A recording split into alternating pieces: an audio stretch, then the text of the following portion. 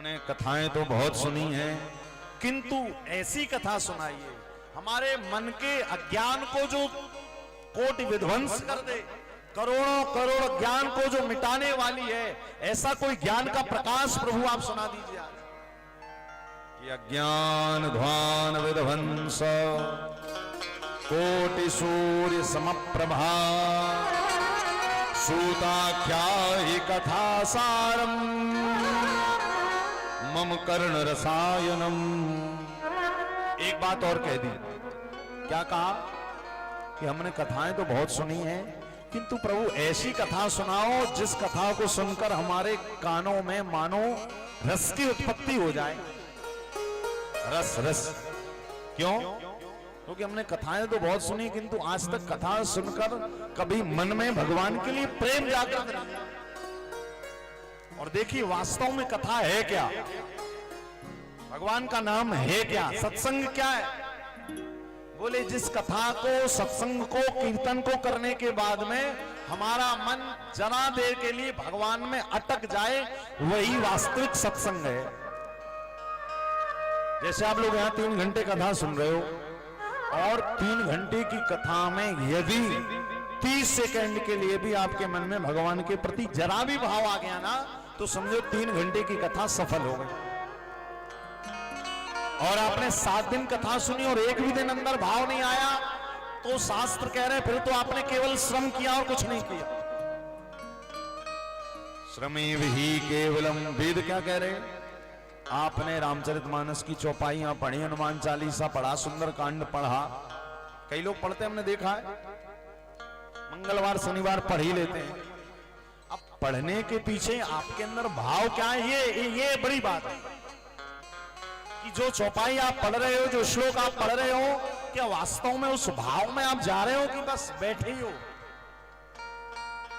और यदि आपने कथा सुनकर अपने जीवन को नहीं बदला, भगवान के लिए जरा भी प्रेम नहीं आया, तो फिर वेद की श्रुति क्या कह रही है? वही केवलम। फिर तो 3 घंटे आकर आपने श्रम ही किया और कुछ नहीं किया। भाई 3 घंटे अपने घर से आए, यहां बैठे, अपना समय दिया, नीचे बैठे, ठंडी भी लगी और अंदर कुछ गई नहीं, तो फिर क्या मतलब की? इसी कारण सूत जी ने कहा, शौनकादि 88,000 ऋषियों ने क्या कहा कि मम कर्ण रसायनम, जो हमारे कानों को मीठी लगे ऐसी कथा सुनाओ। सूत जी ने कहा बिल्कुल चिंता मत करो, मैं ऐसी कथा सुना रहा हूं जो आपके भक्ति ज्ञान विराग आप तो विवेको वर्धते महा, वो केवल आपको आनंद नहीं दे दी, अपितु आपकी बुद्धि को भी बढ़ाएगी। और याद रखिएगा, कलयुग में सबसे ज्यादा जरूरत यदि कुछ है तो आज हमारे बुद्धि के विकास की जरूरत है। जब तक आपका ब्रेन डेवलपमेंट नहीं होगा, यानी बुद्धि का विकास नहीं होगा, तब तक आप स्वयं का कल्याण भी नहीं कर पाओगे। और ब्रेन डेवलपमेंट के लिए, बुद्धि के विकास के लिए सबसे ज्यादा जरूरी सत्संग ही है। आप कहोगे पढ़ाई जरूरी है, तो भैया आजकल पढ़ाई तो आपने देखा ना, टेररिस्ट आतंकवादी भी पढ़ा लिखा ही होता है, कोई अनपढ़ थोड़ी होता है। आपको क्या लगता है वो बड़े बड़े IITians होते हैं, बड़े बड़े PhD होते हैं, बड़े बड़े BTech IITians करके वो लोग निकलते हैं, तब कहीं वो बम वगैरह बना पाते हैं? तो फिर वो ऐसा क्यों करते? क्योंकि उनके अंदर सत्संग की कमी रहती है। तो फिर सत्संग जिसने नहीं किया, यानी उसके अंदर बुद्धि तो है किंतु बुद्धि का विकास नहीं है। वो स्वामी जी ने लिखा है कि बुद्धि कैसे मिलेगी? बोले बिनु सत्संग विवेक ना हो, बिनु सत्संग विवेक ना हो,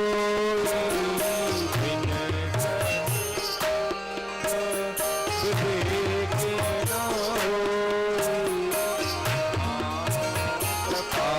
बिनु सुलभ न सोई,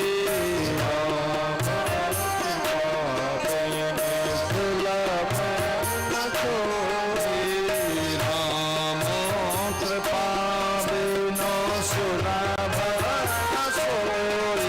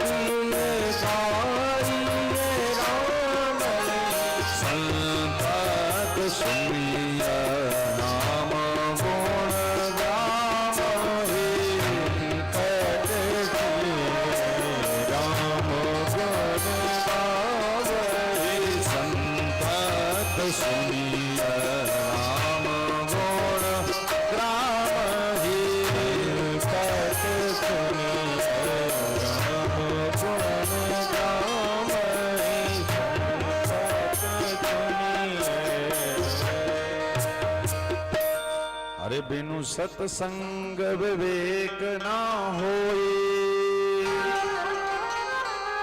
ये गोस्वामी जी ने भी लिखा है और भागवत भी क्या कह रही है कि भक्ति ज्ञान विराग आपतो विवेको वर्धते महान। सत्संग से क्या होता है? बुद्धि का विकास। और कलयुग में हमने कहा ना, बहुत जरूरत है इस बात की। आज व्यक्ति को ये तो पता है कि हमें खुद का कल्याण, खुद का फायदा कैसे करना है, इसमें बुद्धि नहीं है।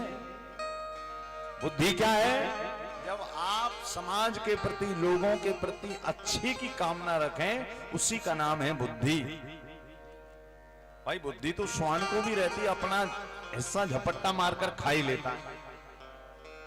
बंदर को भी थोड़ी बहुत भगवान दे ही देते हैं। तो क्या हमारी तुलना कुत्ते और बंदर से होनी चाहिए? नहीं, हमें इंसान इसी कारण बनाया भगवान ने ताकि हम अपनी बुद्धि का विकास कर सकें। और वो बुद्धि विवेको वर्धते महान कहां से आएगी? वो आएगी केवल सत्संग से, हरि कथा से। आज सूत जी ने सौनकादि 88,000 ऋषियों को बिठाला और कहा बैठो मैं तुम्हें भागवत की कथा सुनाता हूं। और भागवत की महात्म्य की कथा सुनाई। आज सौनकादि 88,000 ऋषियों को सूत जी ने भागवत की महिमा में कथा सुनाई कि इस कथा को सुनकर किसने इस कथा को सुनकर अपना कल्याण कर लिया। सबसे पहली कथा किसकी सुनाई? भक्ति महारानी की। भागवत में कथा थी, भागवत के महात्म्य में कि वृंदावन में जमुना जी के तट पर भक्ति महारानी अपने पुत्र ज्ञान और वैराग्य को लेकर बैठी हुई रो रही थी।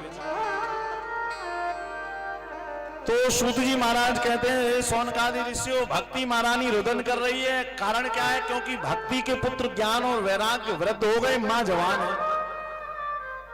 अब बताओ, मां जवान और पुत्र वृद्ध हैं। कलयुग में भक्ति का ऐसे ही स्वरूप तो है। भाई कलयुग में भक्ति करना कोई कठिन बात नहीं। अब आप ही के यहाँ पे कथा हो रही है, हम खूब आपसे राधे राधे कहलवाएं, 7 दिन आप खूब राधे राधे कहना सीख जाओगे, किंतु वास्तविक भक्ति कब मानी जाएगी? जब रमणी गांव में कथा का विश्राम हो जाए और उसके बाद भी आपकी राधे राधे कहने की आदत पड़ी रहे, आपकी कथा सुनने की आदत बनी रहे, तब तो समझना कि 7 दिन की कथा आपके जीवन में कमाल कर गई। और यदि कथा सुनने के बाद जब तक कथा हो रही है तब तक खूब राधे राधे कर रहे, खूब नाच रहे, खूब ताली बजा रहे हो, कथा हुई सो महाराज आप कहां हम कहां भूल गए, तो फिर ये भक्ति केवल भक्ति बिना ज्ञान वैराग्य के।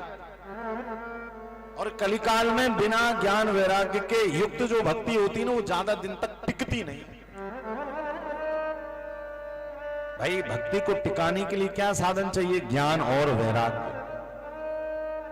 और ज्ञान और वैराग्य कब, ज्ञान वैराग्य से युक्त भक्ति जीवन में कब आएगी? जब आप कथा का श्रवण करेंगे। कथा के महात्मा में ये पहली कथा यही आई है। आप लोग जैसे घर से आते हैं 3 घंटे जमीन पर बैठते हैं, क्या हो गया? वैराग्य। किंतु जो लोग जल्दी भाग जाते हैं वो वैराग्य नहीं है।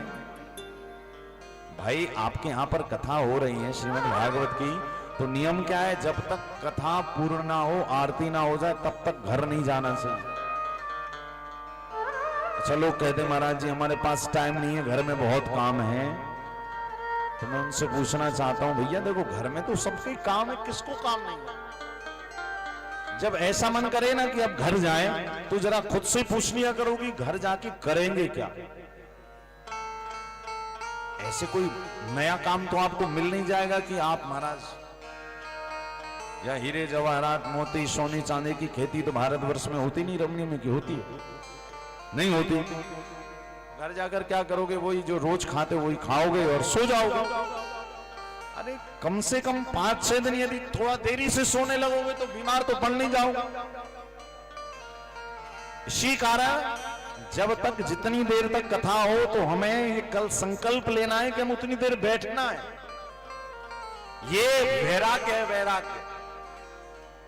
जितनी देर कथा हो उतनी देर कथा का श्रवण, ये वैराग्य है। और यहां से जो सुनाया जाए उसको चिंतन करना ही ज्ञान है। आज भागवत में भी कथा आ रही है कि भक्ति महारानी श्री धाम वृंदावन में जमुना जी के तट पे अपने पुत्र ज्ञान और वैराग्य को लेकर बैठी रो रही है। अब रो रही थी भाई भक्ति महारानी वृंदावन में, देखो वृंदावन आप जाओ ना तो वृंदावन में भक्ति तो जवान है, किंतु ज्ञान वैराग्य कभी कभी हमारे क्या हो जाते, सो जाते। कहते ना वृंदावन जो भी जाएगा राधे राधे तो कहने ही लगेगा, क्योंकि वृंदावन की भूमि का प्रताप ही ऐसा है। पापी व्यक्ति भी जब वृंदावन की भूमि पर पैर रखता है तो ब्रज की भूमि का ऐसा चमत्कार है कि वृंदावन की भूमि पर पैर पड़ते ही मुख से निकल जाता है श्री राधे। जैसे ही पैर पड़ा वैसे ही मुख से निकल गया श्री राधे। अब ये राधा नाम तब कमाल करेगा जब आप वृंदावन से वापस आने के बाद भी उस नाम को भूलो ना, तब तो भक्ति है, वरना फिर काहेगी भक्ति। तो भक्ति महारानी भी वृंदावन में जवान है। कलयुग में भक्ति सबकी जवान रहती है, किंतु ज्ञान वैराग्य सबके सोए रहते हैं। तो बेचारी रुदन कर रही थी, उसी समय वृंदावन पहुंच गए कौन, नारद जी वीणा बजाते हुए श्रीमन नारायण नारायण नारायण। भक्ति मैया रो रही थी, बुलाया, क्या कहा, भो भो साधु क्षणम तिष्ठा मच्चिंतामपि नाशया दर्शनम तव लोकस्य सर्वथा हरम परम। भो भो साधु क्षणम तिष्ठा, हे साधु रुकिए रुकिए। भक्ति महारानी नारद जी से कह रही है। नारद जी कह रहे, देवी क्या हुआ और वृंदावन में आकर और तुम रो रही हो। देखो आप लोग वृंदावन गए होगे सब लोग, रमनी से भी, तो आपने देखा वृंदावन में ज्यादा कोई टेंशन का कनेक्शन ना भगवान अपने आप काट देते। जब वृंदावन जाओ ना तो ज्यादा फिर घर वगैरह की याद नहीं रहती, क्योंकि वृंदावन की महिमा ही ऐसी है। वृंदावन पहुंचकर लोग रोते ज्यादा नहीं है, अपितु हमारे वृंदावन को तो नियम है, जब पुजारी लोग दर्शन करवाते हैं ना तो कहते हैं भैया ताली बजाओ, राधे राधे कहो और ठहाका मारकर मुस्कुराओ। तो वृंदावन में रोने का काम तो है नहीं, किंतु भक्ति महारानी रो रही थी तो नारद जी ने कहा, देवी वृंदावन में आकर और तुम रो रही हो। कई लोग कहते महाराज जी वृंदावन में इतना आनंद है तो है क्यों, या वृंदावन में इतना बढ़िया लगता है तो लगता क्यों है। तो उसका एक कारण है कि हमारे वृंदावन में ब्रजवासी भगवान को भगवान नहीं मानते, अपितु भगवान से कोई ना कोई संबंध बनाकर ब्रज में रहते, इसी कारण वृंदावन में आनंद की अनुभूति होती है। भाई जब आप के घर में पुत्र होता है तो आप पिता बन जाते हो, तो आपका और उसका पिता पुत्र का संबंध हो जाता है, तो आपको कितना आनंद आता कि मैं पिता बन गया, मेरा पुत्र हो गया। जब एक संसारी पुत्र को प्राप्त करके आप पिता के अनुभूति में इतने प्रसन्न होते हो, तो विचार करो हमारे वृंदावन में ब्रजवासी लोग ठाकुर जी के साथ संबंध बनाकर कितने प्रसन्न नहीं होते होंगे। वो तो संसारी बेटा है, किंतु ठाकुर जी तो संसारी नहीं है, वो तो साक्षात परब्रह्म भगवान श्री बांके बिहारी लाल हैं, और उनसे यदि हमारा संबंध बन गया तो इससे बढ़िया क्या संबंध होगा।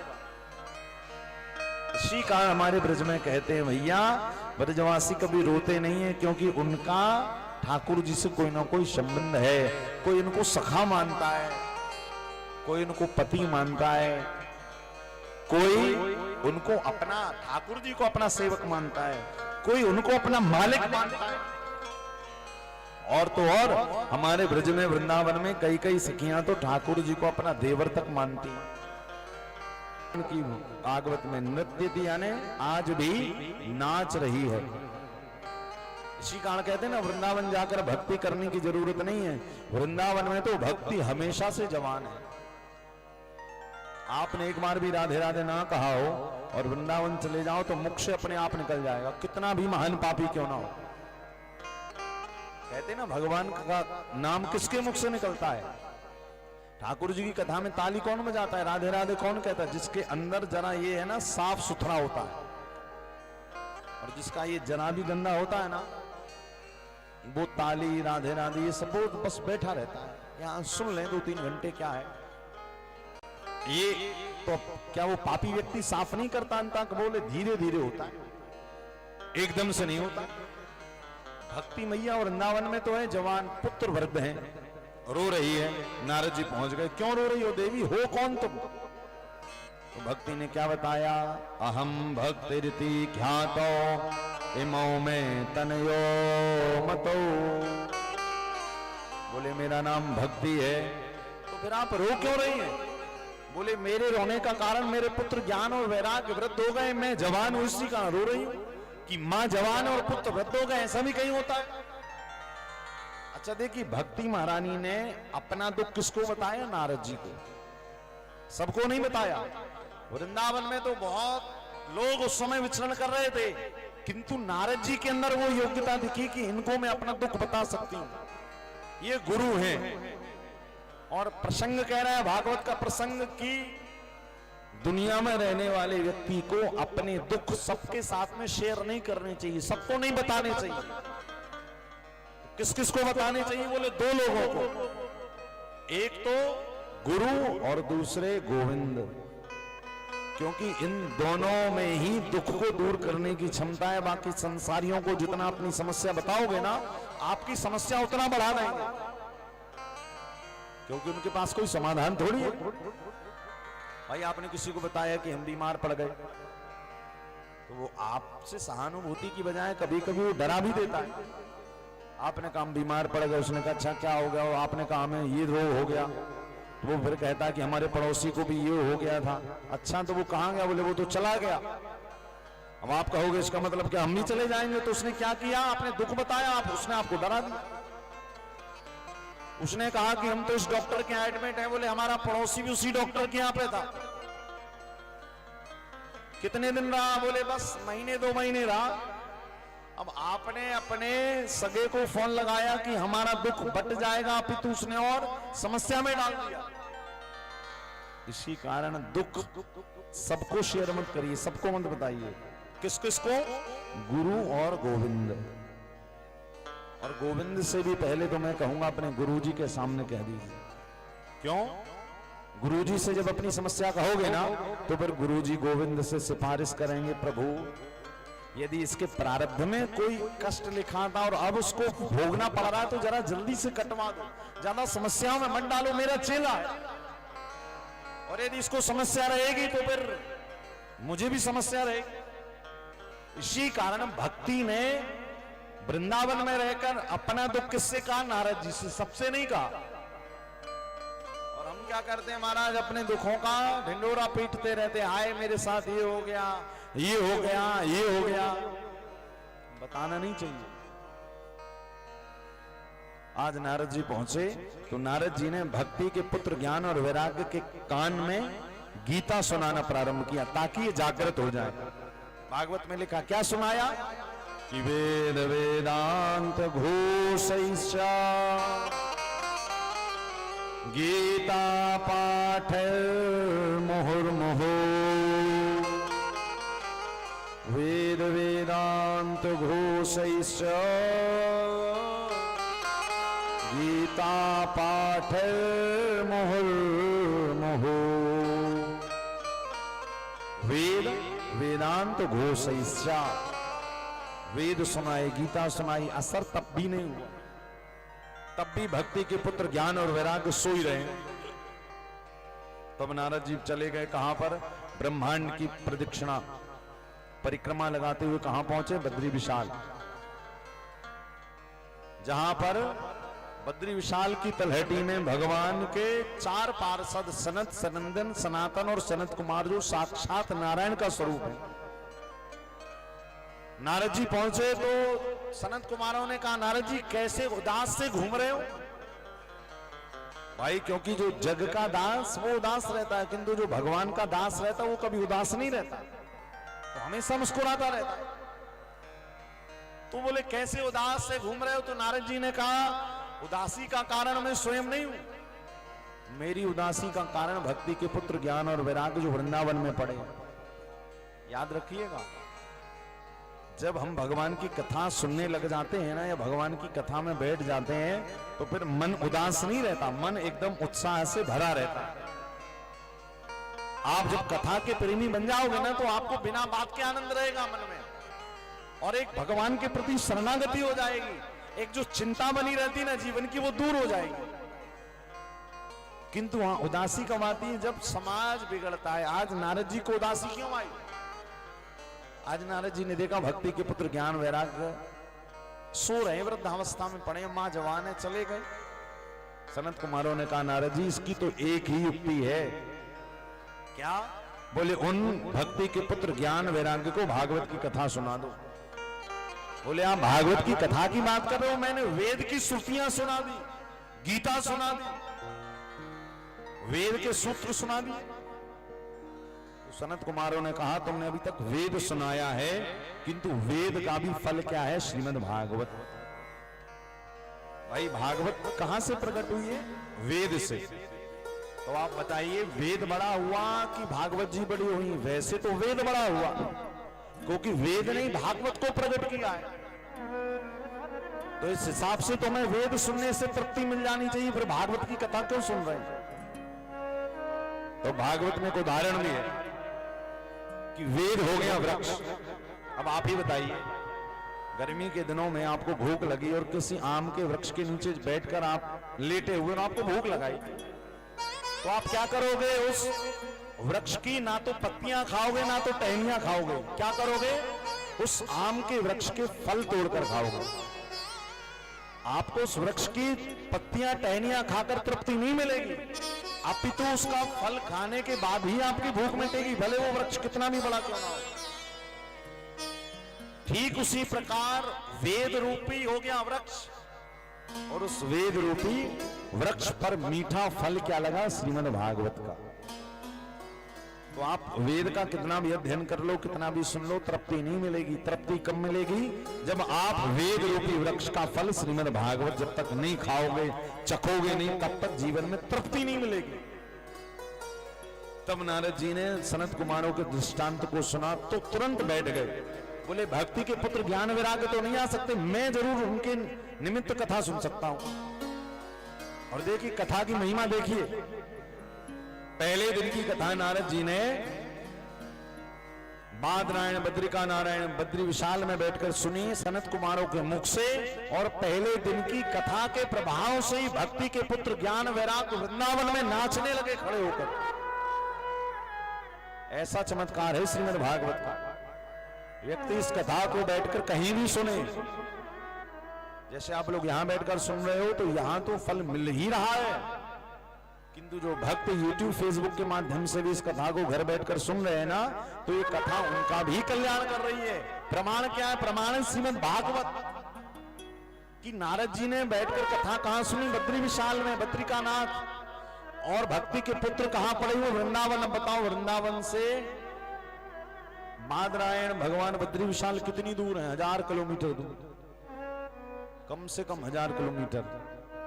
इतनी दूर होने के बाद भी किंतु भागवत का चमत्कार क्या है कि पहले दिन की कथा के प्रभाव से नारद जी ने सुनी। किसके निमित्त? भक्ति के पुत्र ज्ञान वैराग्य के निमित्त, और पुत्र खड़े होकर नाचने लगे।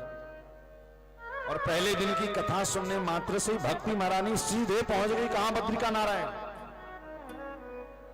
बद्री नारायण। और जैसे पहुंची तो भक्ति महारानी नारद जी से कह रही, प्रभु ऐसा आपने क्या चमत्कार कर दिया जो मेरे पुत्र एक ही दिन में खड़े होकर नाचने लगे? नारद जी ने कहा चमत्कार मैंने नहीं किया, चमत्कार भगवान की कथा ने किया। क्या चमत्कार किया? बोले आपको चमत्कार देखो ना, पुत्र आपके खड़े होकर नाचने लगे। क्या ये चमत्कार कम है? 6 दिन और बचे तो भक्ति महारानी ने सनत कुमारों से कहा जो कथा सुना रहे थे, बोले प्रभु मुझे भी रहने के लिए कोई यहां पर स्थान बता दो, अब 6 दिन की कथा मैं भी सुनूंगी अपने पुत्रों के साथ। तब सनत कुमारों ने कहा कि जितने भी भक्त आज के बाद भगवान की कथा में बैठेंगे, कथा सुनेंगे, जैसे आप लोग सब बैठे हो ना कथा में, तो सनत कुमारों ने कहा कि आज के बाद अब जो भी भगवान की कथा में बैठेगा, कथा सुनेगा, सबके अंतःकरण में भक्ति महारानी तुम पहले दिन जाकर ही अपना सिंहासन स्थापित कर लेना। तो देखो भगवान की कथा सुनने, कल कथा हुई ना, तो कल जब माताएं अपने अपने सिर पर कलश लेकर चल रही थी, इसका मतलब क्या है? व्यक्ति ऐसे नहीं इतना चल लेता बिना जूते चप्पल के। क्यों चल रहा था? क्योंकि उसके मन में भक्ति महारानी का सिंहासन बन गया था भाई, तब तो चला। और भगवान की कथा करवाना भी जीव मात्र के सहज वश की बात नहीं है। जब तक अंदर आकर कन्हैया नहीं बैठते तब तक भागवत का संकल्प व्यक्ति लेना तो दूर की बात, कथा के बारे में सोच भी नहीं पाता। आप दुनिया के सारे काम तो सोच लोगे, बेटे बेटी का विवाह करना है, धन कमाना है, ये करना है, किंतु कथा के बारे में वही सोच सकता है जिसके अंतःकरण में आकर हमारे भगवान बैठ जाकर वो अपना काम करवा लेते। जैसे यादव परिवार ने आज से लगभग 1-2 महीने, आज से लगभग 6-7 महीने पहले संकल्प लिया था। तो इसका मतलब क्या है कि उसी दिन, किस दिन जब इन्होंने संकल्प लिया, उसी दिन परमात्मा इनके अंदर आकर बैठ गए। तब तो इतनी व्यवस्थाएं कर पाए गांव में भी, और इतने दिन तक भगवान बैठे ही रहे। फिर 1 दिसंबर को जो अंदर कन्हैया बैठे थे वो निकलकर भागवत जी के रूप में परिणत हो गए। और अब यदि ये 7 दिन तक कथा हम लोग भाव से सुन लेंगे ना, तो भागवत का संकल्प हमारे अंतःकरण में भगवान को जन्म दे देता है। और यदि 7 दिन की कथा को सुन लिया जाए तो अंतःकरण को छोड़कर भगवान फिर कहीं जाते नहीं है, ठाकुर जी अंतःकरण में ही बैठ जाते हैं। ये कथा की महिमा। आज भक्ति के पुत्र ज्ञान वैराग्य भी नाचते हुए गए ना, तो सनत कुमारों ने कहा कि आज के बाद जो भी भगवान की कथा सुनेगा, सबके अंतःकरण में भक्ति महारानी तुम्हें अपना सिंहासन बनाकर रखना है। तो देखो, कल आप सबके अंतःकरण में भगवान का सिंहासन बन गया।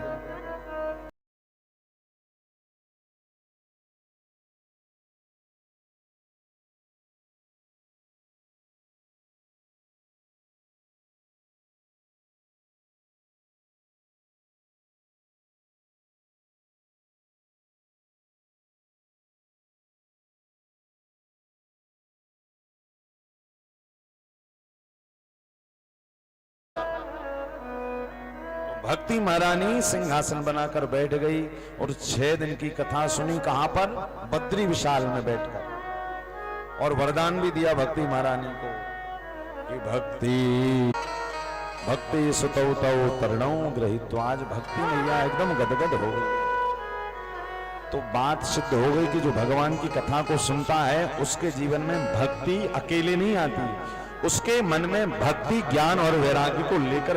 अब कल भी कथा चूंकि विलंब हो गई थी क्योंकि कल कलश यात्रा थी, आज भी थोड़ा साउंड सिस्टम, लाइट वगैरह सब सेट हो रहा था, क्योंकि अब गांव की व्यवस्थाएं तो हर प्रकार से मैनेज करना होता है। तो आप कल बिल्कुल ठीक समय का ध्यान रखेंगे। आज सारी व्यवस्थाएं एकदम सुचारू रूप से चल रही हैं, तो आप कल ठीक 2 बजे प्रांगण में पधार जाएंगे। और मैं प्रयास करूंगा कि 5-5:30 तक कथा विश्राम कर ही दूं, क्योंकि भाई गांव का माहौल है तो जल्दी लोग भागते ही हैं स्वभाव था।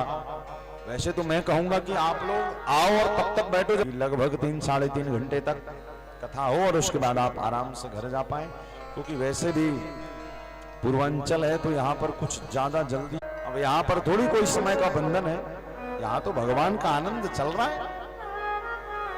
तो आज भक्ति महारानी पर कृपा हुई। नैमिष लिखिए दूसरी कथा है, व्यक्ति नहीं सुन सकता। क्या कोई पापी हुआ जिसने कथा को सुनकर भगवान को प्राप्त कर लिया? तब सूत जी ने कहा बिल्कुल हुआ। कौन हुआ? ये मानवा पा सदा दुराचार रता विमार्ग गार्ग है ही नहीं, कुटिल है, घंटे काम की ज्वाला भड़क रही है। यदि भगवान की कथा में बैठता है तो पापी से पापी व्यक्ति भी कथा को सुनकर भव से पार हो जाता है। कभी ना कभी उसके मन में भी भगवान के प्रति प्रेम की एक अलौकिक ज्योति जल पड़ती है। यत्र वर्णाश्वधर्मेण सत्यस्य सत्कर्म तत्परा। तुंगभद्रा नदी के तट पर एक आत्मदेव नाम के ब्राह्मण रहते हैं, जिनके घर में संपत्ति बहुत है किंतु कोई संतान नहीं है। दास कोई तन दुखी, कोई मन दुखी, कोई धन बिन रहत उदास, थोड़ी थोड़ी सब दुखी, सुखी राम के दास। अच्छा, कलयुग में मैंने देखा है कि आजकल व्यक्ति स्वयं के दुख से ज्यादा दुखी नहीं रहता, तो पड़ोसियों के सुख में ज्यादा दुखी रहता होता है नहीं। मेरे पास इतना कम क्यों है, इस बात की समस्या नहीं है, पड़ोसी के पास ज्यादा क्यों है, इस बात का दुख समझ लो। यदि ऐसा है तो तुम्हारे अंदर भी कलयुग है। शंकर जी का एक भक्त हुआ इसी स्वभाव वाला, उसने शंकर जी पे खूब लोटे जल चढ़ाए तो शंकर जी प्रसन्न हो गए, और शंकर जी जब प्रसन्न हुए तो शंकर जी प्रकट हो गए और उस भक्त से कहे गाड़ी बंगला पत्नी सब मिल जाएगा। शंकर जी ने कहा ठीक है, तुझे जो वस्तु एक मिलेगी तेरे पड़ोसी को दुगनी होकर मिलेगी, चलेगा तुझे? उसने कहा ठीक है। अब भक्त गया घर, अब जब घर गया तो रात में शंकर जी से कहकर सोया, प्रभु सुबह एक बढ़िया सी 4 व्हीलर दे देना, कार गाड़ी। कहा ठीक है। रात्रि को सोया, सुबह उठा तो क्या देख रहा, उसके गैरेज में एक कार खड़ी है, स्वयं के गैरेज में। मैंने की कार मिल गई, पड़ोसी को टीप दे दो, तो इसकी तो ये अपने छत पे खड़ा हो गया और पड़ोसी को देख रहा है कि जैसे ही दरवाजे खोलेंगे, इन्हें पता नहीं, जैसे ही पड़ोसियों ने दरवाजा खोला तो धड़ाम से कुएं में गिरे। इसने कहा वाह भोले बाबा, क्या कृपा की आप। अब ये सोच रहा है कि एक कुआं मुझे इतना आनंद दे रहा है, तो रात्रि को सोया शंकर जी से क्या कहा पता है, प्रभु मेरी एक आंख गोविंदाय नमो। नहीं थी तो दिन रात रोते रहते थे। अब जब कोई संतान नहीं, घर में तुलसी का पौधा लगाए, पौधा सूख जाए, गाय पालें, गाय बांझ रह जाए। कहते हैं जगह जगह आत्मदेव जी की चर्चा होने लगी। और एक दिन आत्मदेव जी गए जंगल कि आज मैं आत्महत्या कर लूंगा, ऐसे जीवन से क्या मतलब जीना। आत्महत्या करने वाले थे कि एक संत की नजर पड़ी और कहा आत्मदेव क्या कर रहे हो? बोले आत्महत्या करने आया हूं। क्या? बड़े बड़े साधु महज्जन महात्मा, वो उनका बेटा नहीं होता, किंतु समस्त शिष्य परिकर उनका पुत्र होता है। और जब वो जाते हैं तो उनके जाने के बाद केवल परिवार के 2 4 10 20 50 लोग ही नहीं रोते, अपितु पूरा समाज रोता है कि इतने अच्छे साधु संत चले गए। तो जो लोग ये सोचते हैं कि पुत्र के होने से मुक्ति होती है, तो शास्त्र कहना ये गलत है। पुत्र के होने से मुक्ति नहीं, कथा कह रही है कि व्यक्ति को यदि अपनी मुक्ति करना। अच्छा देखिए, मोक्ष मरने का नाम मोक्ष नहीं है, मुक्ति मरने का नाम मुक्ति नहीं है, तो फिर मुक्ति क्या है? बोले मोक्ष का अर्थ है जब आप जीते जी आपका। अच्छा, मोक्ष का मतलब क्या है? मोह का क्षय हो जाना ही मोक्ष है, मोह का क्षय होना। से दुनिया के प्रति मोह मिटकर मोहन से मोह लग जाए, उसी का नाम है मोक्ष। ये है जीते जी मोक्ष। क्या? जीते जी मन दुनिया से निकलकर कहां अटक जाए? मोहन में। आया है ये हो जाने या मैं जानूं, ये आने या मैं जानूं, अरे छलिए पे। तो ये मोक्ष का मतलब हमें मोक्ष, संत ने ये बात बताई। आत्मदेव ने कहा कि जब तक बेटा नहीं होता तो जीते जी तो ठीक, मरने के बाद बोले जब पिंडदान तर्पण, रावण के 1 2 नहीं 1 लाख पूत 1.25 लाख नाती, क्या उसके बाद भी रावण तर गया? नहीं। हाँ, अंत में राम जी के हाथों बाण खाया तो चला गया, जीवन भर तो उसकी मुक्ति नहीं हुई। मोह की बात बताई। और हमारे महाराष्ट्र के एक बहुत बड़े संत हुए परमहंस डोंगरे जी महाराज, जिन्होंने अपनी भागवत टीका में एक पिंडदान के ऊपर बहुत अच्छी बात कही है कि वास्तव में पिंडदान का मतलब क्या है। पिंडदान का मतलब वास्तव में ये नहीं कि आप शरीर छोड़कर चले जाओ, बेटा आटे के गोले बनाकर गंगा जी में प्रवाहित कर दे तो पिंडदान हो गया, मुक्ति हो गई। नहीं, ऐसे तो कितने पापी होते हैं पैदा, उनका भी पिंडदान होता है, क्या सब तर जाते पिंडदान से? वो तो हमारे सनातन धर्म का एक नियम है। तो वास्तव में पिंडदान क्या है? देखिए, तो बेटे ने माँ से कहा क्यों उतनी दूर गंगा जी जाएगी, ट्रेन में बैठेगी, पैसा लगेगा, एक काम करना, ये बह रहा है हमारे घर के सामने से, ये नाला सीधे गंगा जी में जाता है, इसी में डाल दे। माँ ने कहा वाह बेटे धन्य है, जीते जी पिता की सारी संपत्ति पर अपना अधिकार जमाया, और जब पिता चले गए तो ये बोल रहा है।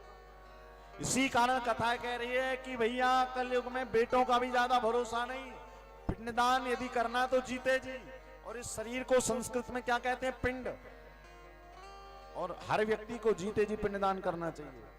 पिंडदान का मतलब क्या है, जीते जी आप जब इस पिंड रूपी शरीर को कथा में लाकर बिठाल दें, 3 घंटे शरीर को कथा सुना दें, तो समझ जाओ आपने जीते जी अपना पिंडदान कर दिया। आप जब जीते जी तीर्थों की यात्रा करने लगे, सत्संग करने लगे, आप अपना मन भगवान में लगाने लगे, तो समझ जाइएगा कि आप जीते जी अपना पिंडदान कर रहे हैं, और यही पिंडदान उत्तम कोटि का पिंडदान है। मरने के बाद बेटा करे ना करे कोई भरोसा नहीं। आज संत ने आत्मदेव को ये बात बताई, किंतु संसारी तो संसारी है, उसकी बात ज्यादा समझ में नहीं आई। बोले नहीं मुझे तो बेटा ही चाहिए, और बेटा जब तक मिलेगा नहीं तो आत्महत्या कर लूंगा, आपके सामने पाप आपको भी लगेगा। तो संत ने क्या किया, अपने तप के बल से फल दिया और कहा जा अपनी पत्नी को खिला देना, तुझे बेटा पैदा होगा। आत्मदेव प्रसन्न हो गए, घर आए। पत्नी का नाम क्या है, आत्मदेव की पत्नी का नाम क्या है, धुंधली। और धुंधली का स्वभाव लिखा है भागवत में। धुंधली कैसी है, कि लोकवार्ता रता क्रूरा प्रायशो बहुजल्पिका शूरा चग्रह कृत्येषु कृपणा कलह प्रिया। धुंधली कैसी है सुनिए आप सब भी, कहीं हमारा स्वभाव भी तो ऐसा ही नहीं धुंधली जैसा। धुंधली कौन, पहला शब्द आया लोकवार्तारता, जो हमेशा दुनिया की बातों में लगी रहती, उसी का नाम है धुंधली। लोकवार्तारता, क्रूरा, क्रूरा मतलब झगड़ा करने वाली। प्रायशो बहुजल्पिका, यानी बहुत ज्यादा बड़बड़ करने वाली, बोलने वाली। तो आप कहोगे महाराज हम तो सभी लोग ज्यादा बोलते हैं। भाई माताएं तो अधिकतर ज्यादा बोलती हैं ना, वो तो आप लोग 3 घंटे कथा में शांत रहती हैं, वरना ऐसे तो देखो भाइयों से ज्यादा माताएं घर में बात करती। क्यों, स्वभाव रहता है। तो धुंधली का क्या स्वभाव है, लोकवार्तारता, क्रूरा, प्रायशो बहुजल्पिका। शूरा किस काम में, शूर यानी वीर, किस काम में, आसपास लड़ाई झगड़े हो तो महाराज कूद कर चली जाए करें। शूरा चग्रह कृत्येषु कृपणा कलह प्रिया, जिनको कलह बहुत पसंद हो, लड़ाई झगड़ा, उसका नाम क्या है, बोले उसका नाम धुंधली है। तो आप कहोगे हम तो बोलते भी ज्यादा हैं, दुनिया की चर्चाएं भी नहीं। कथा कह रही है बहुजल्पिका, बोलिए, किंतु जब भी बोलिए तो किसी के कल्याण की कामना आपके वचनों में छिपी हो, या आपके बोलने में किसी का मन ना दुखे, ऐसी बात बोलिए। तो धुंधली ऐसे स्वभाव की थी। अब फल दिया तो फल धुंधली ने खाया नहीं, किसे दे दिया, गाय को खिला। क्यों, सोच रही है यदि मैंने फल खाया, इतनी सुंदर दिखने वाली, मेरा स्वरूप बिगड़ जाएगा। अब धुंधली तो धुंधली है ना भाई, धुंधली मैंने गर्भ धारण किया, झूठ कह दिया। और 9 महीने बाद अब पड़ोस में रहने वाली अपनी बहन के यहां से एक बेटा ले आई, क्योंकि 9 महीने उसकी बहन के यहां पर संतानें बहुत थी और इसके पास में संपत्ति बहुत थी। इसने सौदा कर लिया कि जब तेरे यहां बेटा होगा तो तुम्हें तेरा बेटा लेकर आ जाऊंगी, तुझे धन दे दूं। अब बेटा लेकर आई, और जो फल गाय को खिलाया था, तो गाय के उदर से, अब देखिए संत ने कहा था ना बेटा पैदा होगा, तो संत के आशीर्वाद स्वरूप गाय के उदर से एक बालक पैदा हो गया, जिसका नाम पड़ा गोकर्ण, जिसके कान गाय के जैसे, शरीर मनुष्यों के जैसा। और धुंधली जो अपने बहन के यहां से लेकर आई थी, तो उसने नाम क्या रखा आपको पता है? अब आत्मदेव को जब पता लगा कि मेरे यहां पर बेटा हुआ है, तो बड़े प्रसन्न होकर आ गए, अरे पुत्र हुआ है, पुत्र हुआ है। धुंधली ने कहा बिल्कुल नहीं, मेरा नाम धुंधली तो बेटे का नाम क्या रखा? धुंधकारी।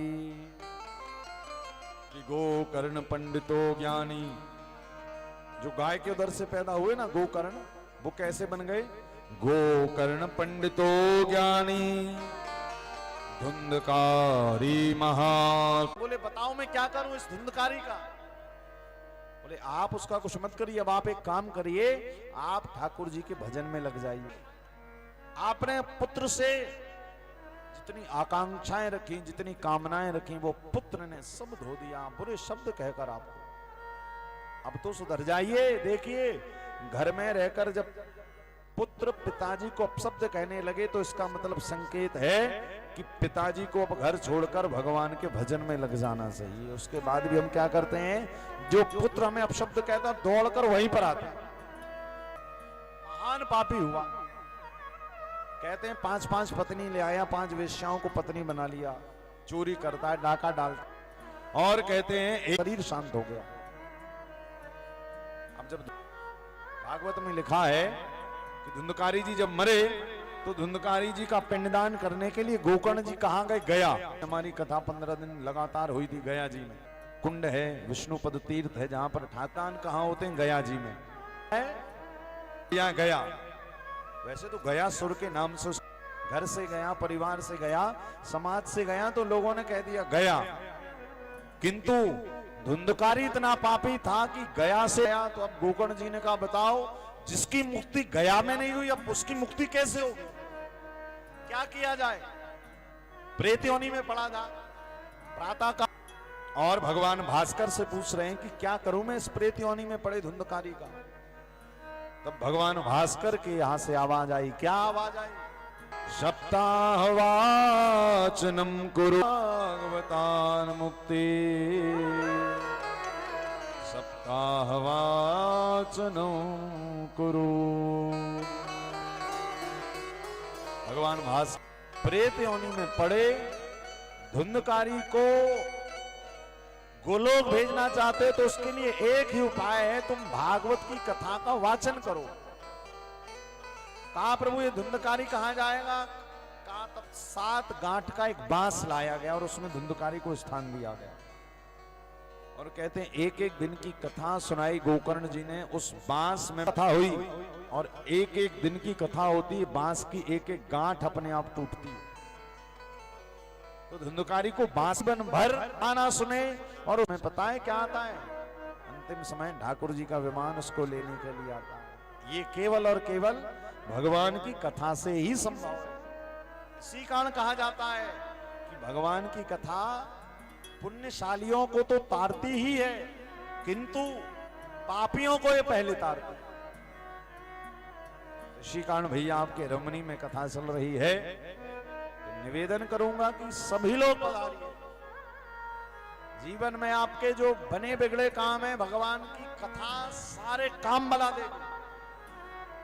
अरे जो प्रेत को गोलोक भेज सकती है, साकेत वैकुंठ भेज सकती है, काम ज्यादा है। और काम के साथ साथ कथा भी तो है भाई। देखो सबके जीवन में 7 दिन है कि नहीं, और कथा भी 7 दिन की है। उसी कारण श्वासों का कोई ज्यादा भरोसा नहीं, कब कहां रुक जाए। भगवान ने जितनी भी श्वासें दी हैं, उस श्वास में से प्रतिदिन भगवान की कथा के लिए टाइम निकाले।